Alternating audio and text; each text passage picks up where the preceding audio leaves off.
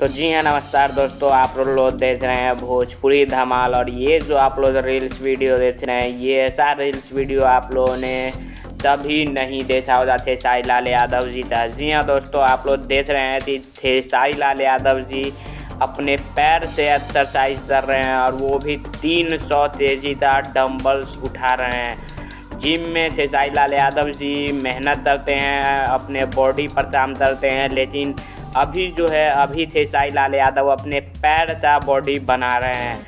हाथ का बॉडी, पेट का बॉडी, 6 एप्स 8 एप्स ये हर कोई निकाल लेता है, लेकिन पैर का जो बॉडी होता है घुटनों का, वो हर कोई नहीं बना पाता है। आप लोग देख सकते हैं ये 300 kg का ये जो वज़न उठा रहे थे खेसारी लाल, ये 300 kg है, और इसे पैर से खेसारी लाल यादव उठा रहे हैं। देख रहे हैं आप लोग कितना साफ आप लोग देखने को मिल रहा है।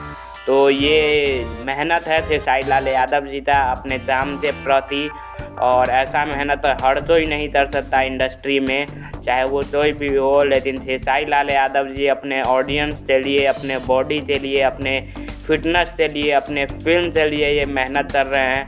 तो आप लोग तो इसे अप्रिशिएट करना चाहिए, और मेहनत किसी तो भी अगर वो मेहनत कर रहा है तो उसे अप्रिशिएट ज़रूर कीजिएगा।